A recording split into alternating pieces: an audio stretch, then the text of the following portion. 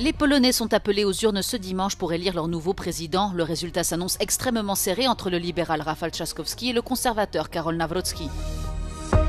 Face à Pékin et Moscou, Macron veut de nouvelles coalitions. Le président français souhaite une alliance fondée sur le droit entre l'Europe et l'Asie. Clap de fin pour Elon Musk à la Maison-Blanche pour son départ du gouvernement. Le milliardaire a eu droit à une conférence de presse dans le bureau ovale avec Donald Trump.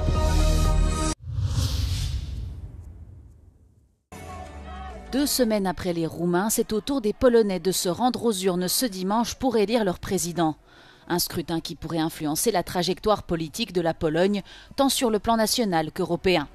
Le résultat s'annonce extrêmement serré entre Rafał Trzaskowski, actuel maire de Varsovie et proche du Premier ministre Donald Tusk, libéral et pro-européen, et Karol Nawrocki, historien conservateur soutenu par le parti Droit et Justice, qui ne cache pas ses admirations pour Donald Trump. Les deux candidats ont organisé leur dernier rallye ce vendredi.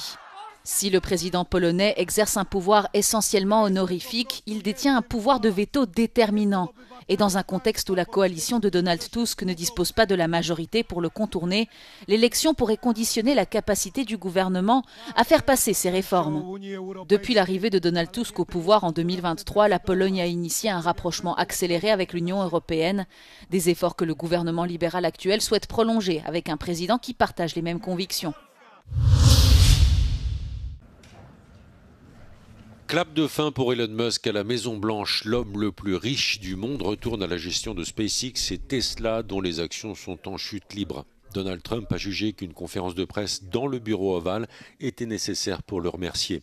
Elon Musk est apparu cette fois sans son jeune fils X, et à le croire, c'est justement X qui lui a laissé un œil au beurre noir que la visière de sa casquette ne dissimulait pas sur son côté droit.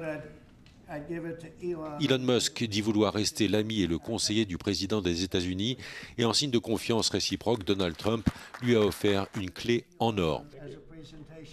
Donald Trump dit condamner les attaques, les calomnies et les mensonges qu'a essuyé son protégé. Selon le New York Times, Elon Musk consommait différentes substances, hallucinogènes ou stimulantes, durant la campagne présidentielle. Le patron de X a balayé sans y répondre la question qui lui était posée à ce sujet.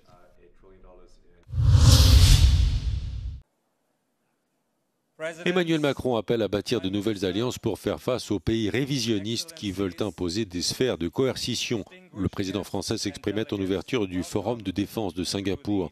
La charge d'Emmanuel Macron avait pour cible principale Pékin et Moscou et implicitement Washington. Le président français souhaite une alliance pour le libre-échange fondée sur le droit entre l'Europe et l'Asie. Our key challenge is how to preserve peace and stability and prosperity in this current environment. And in a moment when the competition between China and the United States for global leadership could create constraints and a side effect for each of us. Selon Emmanuel Macron, abandonner l'Ukraine à la Russie constituerait un précédent dont Taïwan pourrait essuyer les conséquences. À ses yeux, si Vladimir Poutine continuait de refuser un cessez-le-feu, la question de sanctionner la Russie deviendrait un test de crédibilité pour Donald Trump. Le président français appelle par ailleurs les Occidentaux à ne pas laisser faire Israël, au risque là aussi de perdre toute crédibilité à l'égard du reste du monde.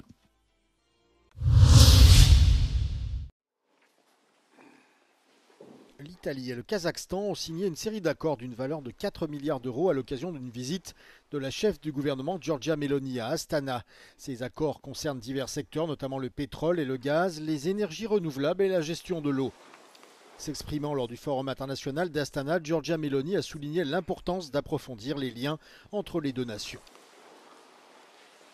We must have the courage to look beyond our geographical boundaries and pave new paths.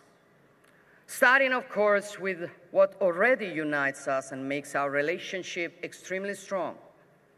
I'm thinking of the energy sector, where our cooperation can help make a difference. I'm also referring to critical raw materials, where our collaboration aims to generate shared benefits and mutual opportunities.